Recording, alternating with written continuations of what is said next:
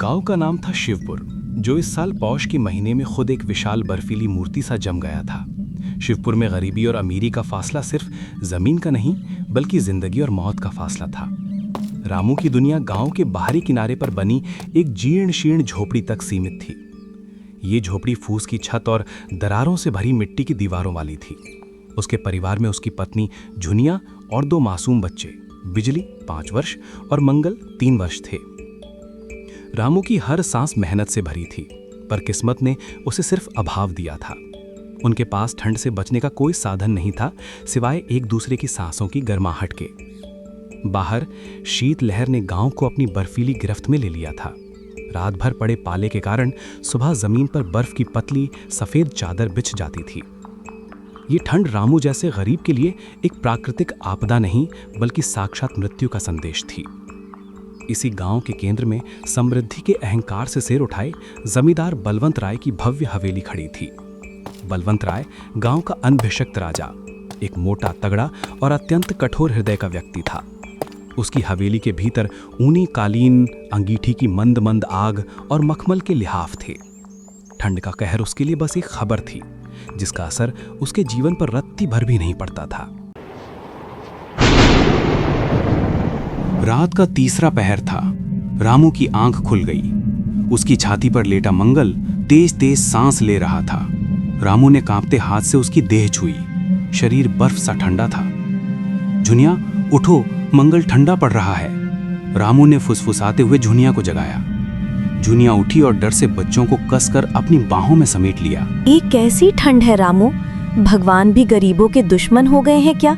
छत भी इतनी दरक गई है कि हवा सीधे अंदर घुसती है। अगर कल सुबह आग नहीं जली तो मंगल को बचाना मुश्किल होगा। हाँ झुनिया, तू चिंता मत कर। मैं सुबह सबसे पहले लकड़ी लेने जाऊंगा। पर ये ठंड सिर्फ हवा नहीं है, ये तो जमींदार बलवंत राय की तरह है, जो हमारी जान निकाल कर ही दम लेगा। उसकी हवेली की एक अंगीठी में जितनी लकड़ी जलती है, उतनी में हमारा पूरा महीना निकल जाए। रामू ने एक लंबी ठंडी सांस ली। बलवंत राय के पास अनाज के अनेक गोदाम भरे हैं, कपड़ों के ढेर लगे हैं, और हम इस कड़ाके की ठंड में एक फटा कंबल भी नहीं खरीद सकते। हमारा सारा लहू तो उस कर्ज के ब्याज में रिस गया है। कल सुबह मुझे हवेली जाना ही होगा। इस ठंड से लड़ने से पहले मुझे उस पत्थर के दिल वाले आदमी से लड़ना है। उसने अपने बच्चों को और कसकर बाहों में लिया। झोंपड़ी के बाहर सन्नाटा था, लेकिन रामू के भीतर उम्मीद और भय का एक बर्फीला तूफान चल रहा था। रामू की झोपड़ी में सुबह नहीं हुई थी। वहां रात का ही एक सर्द विस्तार था। फूस की छत और दरारों से भरी दीवारें ठंड की हवा को रोकने में पूरी तरह विफल थीं। उनके पास ऊनी कपड़ों का कोई सहारा नहीं था। जो कुछ पुरानी फटी सूती चादरें थीं, उन्हें जुनिया ने बच्चों पर इस तरह लपेटा था जैसे वो कोई कीमती खजाना बचा रही हो। बच्चों की स्थिति बिगड़ती जा रही थी। 3 साल का मंगल इस जानलेवा ठंड को सह नहीं पा रहा था। उसे लगातार खांसी आ रही थी और शरीर गर्म था। जुनिया ने तड़के उठकर चूल्हा जलाया। गीली लकड़ियों ने बड़ी मुश्किल से आग पकड़ी और धुएं ने झोंपड़ी को भर दिया। वो जानती थी कि ये आग बस एक भ्रम है, जो असली गर्माहट देने से पहले ही बुझ जाएगी। बच्चों को बचाने के लिए रामू को किसी भी हाल में सूखी लकड़ी चाहिए थी। सुबह का घना कोहरा और पाला अभी भी जमीन पर जमा था। रामू ने अपनी पुरानी कुल्हाड़ी उठाई और शरीर पर फटा हुआ गमछा लपेट लिया। उसे पता था कि जमींदार की जमीन से लकड़ी काटना गुनाह है, पर बच्चों की सांसें बचाने के लिए वो इस गुनाह को करने को तैयार था। मंगल की खांसी सुनकर झुनिया का कलेजा बैठ गया। उसने रामू को आवाज दी। रामू, तुम यहाँ बैठे हो? बच्चे को देखो, उसका बदन आग जैसा तप रहा है और खांसी रुक नहीं रही। मेरे पास उसे देने के लिए ना कोई दवा है, ना कोई गर्म कपड़ा। बस ये थोड़ी सी आग है जो अभी बुझ जाएगी। रामू उठकर खड़ा हुआ। उसने अपनी हथेलियों को आपस में रगड़ा, जो पहले से ही ठंड से सुन्न थीं। मैं जा रहा हूँ झुनिया। मंगल की आंखें मुझे सोने नहीं दे रही हैं। मैं जंगल से सूखी लकड़ी लाऊंगा, चाहे इसके लिए मुझे रात भर जागना पड़े और कोई देख ले तो मार खानी पड़े। पर ये ठंड तो बाहर है, मेरे मन में तो एक और बड़ी ठंड बैठी है। रामू ने कुल्हाड़ी पकड़ी और गेट की तरफ बढ़ा। उस जमींदार बलवंत राय का कर्ज, पिछले सूखे की वो 5,000 की रकम जो अब ब्याज मिलकर 2 गुना हो गई है। मुनीम कह गया था कि अगर इस पूर्णिमा तक किश्त नहीं चुकाई तो वह हमारी यह झोपड़ी भी छीन लेगा। हम कहाँ जाएंगे? अगर उसने छत छीन ली तो यह ठंड एक ही रात में हमारे प्राण ले लेगी। बलवंत राय की हवेली में आग जल रही होगी, मलाई और दूध के पकवान बन रहे होंगे और यहाँ मेरा बच्चा ठंड से मर रहा है। मैं लकड़ी के लिए चोरी कर सकता हूँ, पर कर्ज के लिए कहाँ से लाऊं? नहीं, आज मुझे उनके पास जाना ही होगा। हाथ जोड़कर, पैरों पर गिरकर विनती करूंगा कि मोहलत दे दें। ये आखिरी आस है। रामू के कदम पाले पर फिसल रहे थे और उसका मन हवेली की ओर जाने वाले रास्ते पर अड़ा हुआ था। वो रास्ता जो एक गरीब के लिए अपमान और निराशा की ओर जाता था। रामू ने लकड़ी का गट्ठर तो भर के पास रख दिया जिससे रात की आग का इंतजाम हो सके, पर उसके मन का तूफान शांत नहीं हुआ। बच्चों को ठिठुरते और खांसते देखकर उसने फैसला कर लिया कि वो आज जमींदार बलवंत राय की हवेली जाएगा। ये उसकी आखिरी उम्मीद थी, या तो मोहलत मिलेगी या अंतिम अपमान। दोपहर होते होते जब सूरज थोड़ा सा दिखा तो रामू ने अपने सबसे पुराने कपड़ों को साफ किया और हवेली की ओर चल पड़ा। जमींदार की हवेली शिवपुर के बीचों बीच गांव की बाकी बस्ती से दूर एक छोटी पहाड़ी पर बनी थी। रामू को लगता था जैसे वो धरती से स्वर्ग की ओर जा रहा हो, लेकिन इस स्वर्ग में उसके लिए कोई जगह नहीं थी। हवेली का भव्य मक्खनदार दरवाजा लोहे की जंजीरों से बंद था। दरवाजे के बाहर 2 तगड़े दरबान धूप सेंक रहे थे। रामू ने डरते डरते दरवाजे पर दस्तक दी। दरवाजा खुला और रामू को हवेली के आंगन में प्रवेश की अनुमति मिली। हवेली के भीतर का दृश्य बाहरी गांव से बिल्कुल अलग था। यहाँ ठंड नियंत्रित थी, कालीन बिछे थे और गुलाब की क्यारियां लगी थीं। बलवंत राय एक विशाल मखमली गद्दे पर अध लेटे थे। उनके पास अंगीठी जल रही थी और मुनीम एक ऊंचे पीतल के दीपक की रोशनी में खाता बही देख रहा था। बलवंत राय के तन पर रेशम का कुर्ता और पैरों पर गर्म चप्पलें थीं। उन्हें देखकर रामू के मन में एक ही विचार आया, क्या इस आदमी को पता भी है कि गांव में कैसी ठंड पड़ रही है? मुनीम ने रामू को देखा और घृणा से कहा, क्या बात है रामू, किस लिए आया है? अपना हिसाब जानता है ना? रामू कांपते हुए बलवंत राय के चरणों के पास जमीन पर बैठ गया। उसके होंठ सूख चुके थे। मालिक, अन्नदाता, मैं आपके पास हाथ जोड़कर विनती करने आया हूँ, मेरा प्रणाम स्वीकार करें। बलवंत राय ने आंखें नहीं खोली। मुनीम ने उन्हें खबर दी, मालिक, ये रामू है, पुराना कर्जदार। पूर्णिमा आने वाली है, इसका हिसाब बाकी है। रामू, पैसे लाया है? नहीं मालिक, इस बार फसल अच्छी नहीं हुई और इस कड़ाके की ठंड ने सब चौपट कर दिया है। मेरी झूंपड़ी में हवा सीधी आती है। मेरी छोटी बेटी बिजली और मेरा बेटा मंगल दोनों ठंड से बीमार पड़ गए हैं। उन्हें तेज बुखार है। मेरे पास उन्हें ढकने के लिए न गर्म कपड़ा है न दवा। रामू ने हिम्मत जुटाकर अपनी बात पूरी की। बस एक छोटी सी मोहलत दे दीजिए मालिक, 1 महीना, जब तक ये शीत लहर कम नहीं हो जाती। एक बार बच्चे ठीक हो जाएं, मैं दिन रात मेहनत करके आपका एक एक पैसा चुका दूंगा। बस कर रामू, ये हर साल की कहानी है। कभी सूखा, कभी बाढ़ और अब ठंड। ये बहाने मेरे सामने मत बना। मुझे पता है तुम लोग आलसी हो।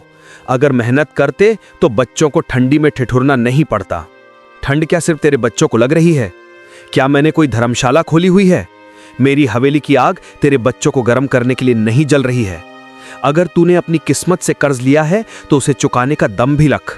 बलवंत राय ने सामने पड़े एक पुराने फटे हुए कंबल की ओर इशारा किया, जो शायद किसी नौकर ने छोड़ दिया होगा। चल, रोना बंद कर। ये ले, ये पुराना कंबल उठा और निकल यहाँ से।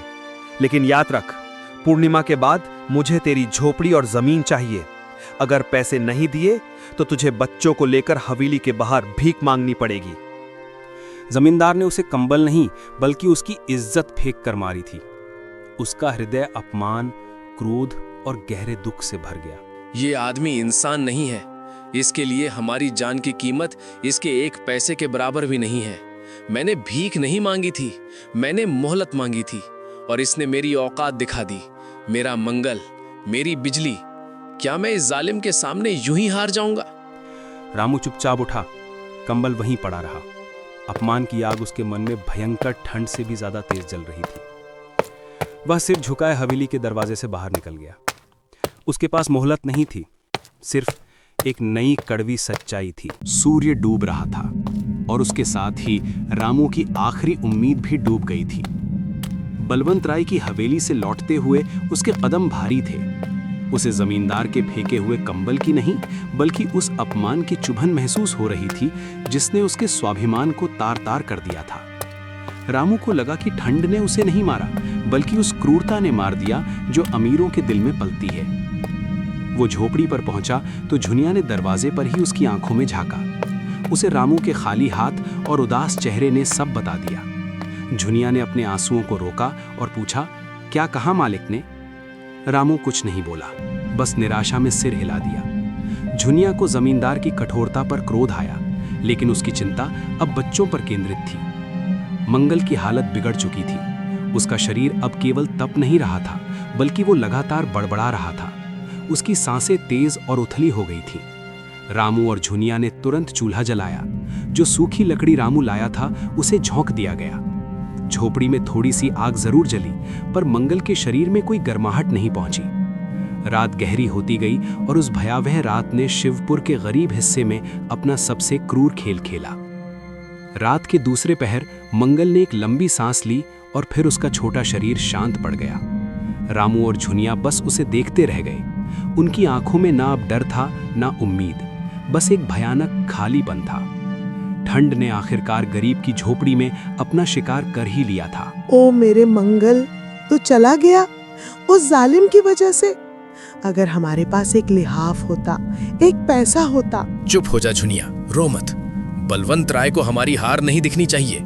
उसने हमारे बेटे को नहीं मारा, उसने हमारी मजबूरी को मारा है। उसने मेरी मर्दानगी छीनी है। मैं आज उसकी हवेली पर गया। मैंने भीख नहीं मांगी थी, मैंने एक इंसानियत की गुहार लगाई थी, और उसने मुझे एक फटा कंबल फेंक कर मेरी औकात दिखा दी। रामू का पूरा शरीर गुस्से से कांप रहा था। तभी पड़ोस की एक वृद्ध महिला, दादी राम प्यारी, जो खुद अत्यंत गरीब थी, उनकी रोने की आवाज सुनकर दौड़ी चली आई। वो अपने साथ एक मिट्टी का छोटा सा पात्र लाई थी जिसमें जड़ी बूटियों का काढ़ा था। हे राम, ये क्या हो गया मेरे बच्चे को? हे भगवान, चुप हो जा बेटी झुनिया, रो मत रामू, इस वक्त ताकत रखो।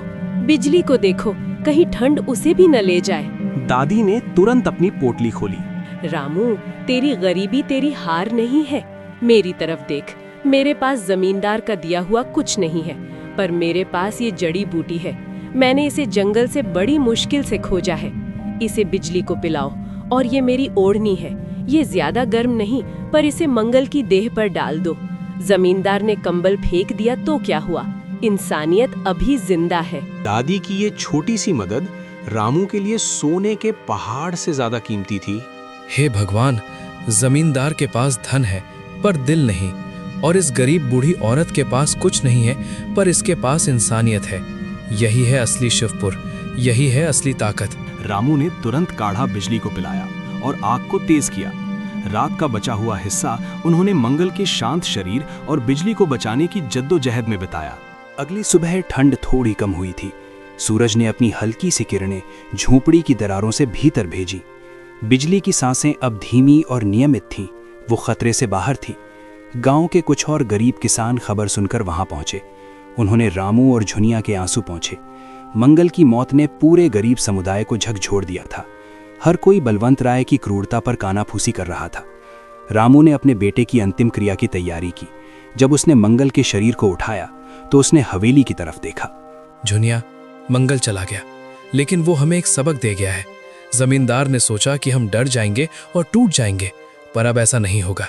ये कर्ज सिर्फ मेरा नहीं है, ये पूरे गांव का कर्ज है। और इस ठंड ने हमें ये सिखा दिया है कि अगर हम अकेले रहे तो बलवंत राय हमें एक एक करके मार देगा। अब हम एकजुट होंगे। उस दिन रामू का दुख एक नए संकल्प में बदल गया। बलवंत राय की क्रूरता ने रामू के दिल में एक ऐसी आग लगा दी थी जो ठंड की आग से कहीं ज्यादा तेज थी। ये न्याय और विद्रोह की आग थी। मंगल की मौत शिवपुर के गरीबों के लिए एक त्रासदी थी, लेकिन ये उस शोषण के विरुद्ध एक आवाज बनने की शुरुआत भी थी।